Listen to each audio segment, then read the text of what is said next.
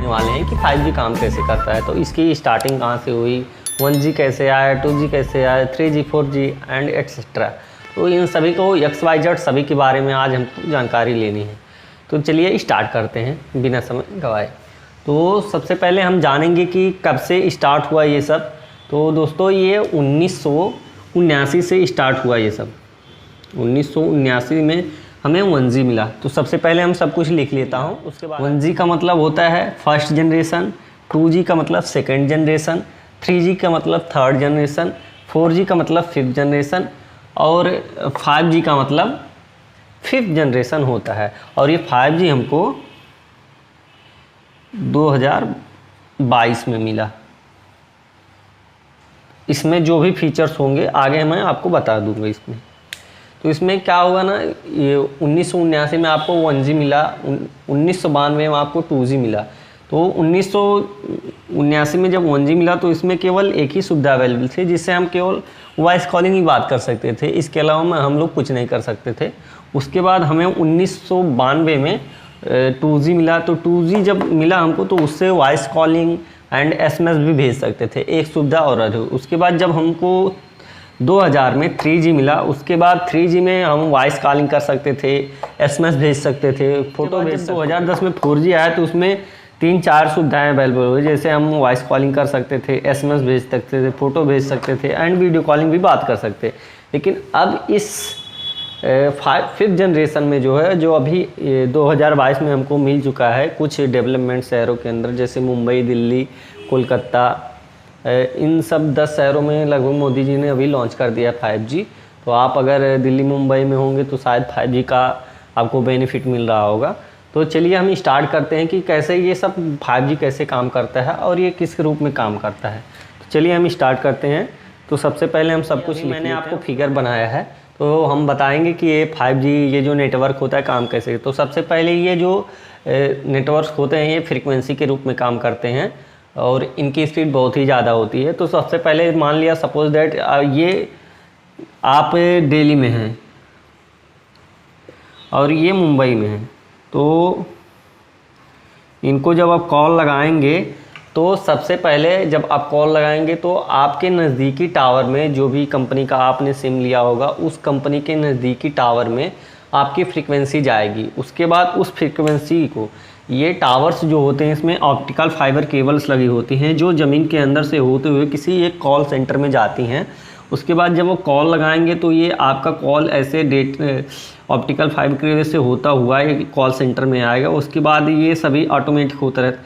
ये call centre find करेगा किस जगह पे ये आदमी है, उस जगह के कॉल सेंटर पे, और उसके बाद वहाँ से कॉल सेंटर से ये इस आदमी के नज़दीकी टावर में ये कॉल सेंटर ये कॉल को ट्रांसफ़र करेगा। उसके बाद यहाँ से ये फ्रीक्वेंसी इस मोबाइल के आदमी में इस आदमी के मोबाइल में जाएगी। उसके बाद यहाँ इसका फ़ोन बनने लगेगा। तो इतने सारे प्रोसेस से होकर हमारा कॉल या डेटा गुजरता है। तो ऐसा कॉल्स होता है, इनको जाने में बहुत ही कम समय लगता है क्योंकि इनकी स्पीड बहुत ही ज़्यादा होती है। तो अभी जो 5G को हम 3 तरह से डिवाइड कर सकते हैं। ये पहले लो फ्रीक्वेंसी में काम करेगा, लो फ्रीक्वेंसी एंड मीडियम, उसके बाद हाई। तो लो फ्रीक्वेंसी की जो रेंज रहने वाली है वो 6 मेगाहर्ट्ज़ HZ, उसके बाद 700, 700, 800, 900, उसके बाद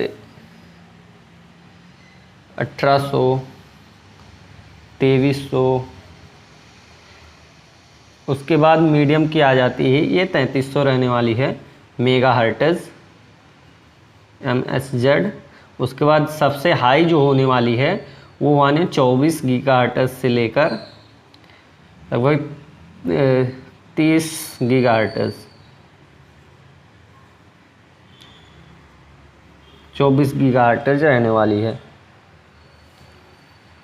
तो ये उन शहरों में हाई फ्रीक्वेंसी लगेगी जहाँ पर ज़्यादा कस्टमर रहेंगे, जैसा कि जहाँ भीड़ जाता है मुंबई, दिल्ली में, तो यहाँ ज़्यादा कस्टमर होते हैं तो ऐसी फ्रीक्वेंसी वहाँ यूज होगी। तो वहाँ छोटे छोटे टावर्स, क्योंकि जिसकी फ्रीक्वेंसी हाई होती है ना उसका रेंज बहुत कम होता है। जैसा कि जहाँ भी टावर लगेंगे हाई फ्रीक्वेंसी के, उसका रेंज बहुत कम ही एरिया में रहेगा, और जिसका ये लो फ्रीक्वेंसी का रहेगा उनका मतलब ज़्यादा दूर तक वो फ्रीक्वेंसी फैला पाएगा।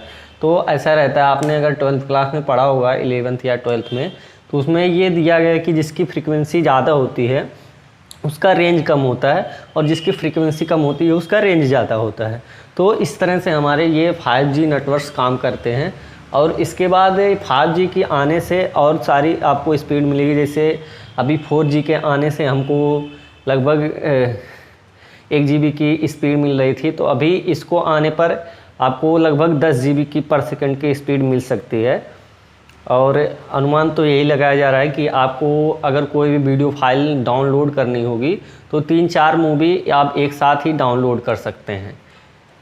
तो ये रहा हमारी 5G की कुछ जानकारियाँ।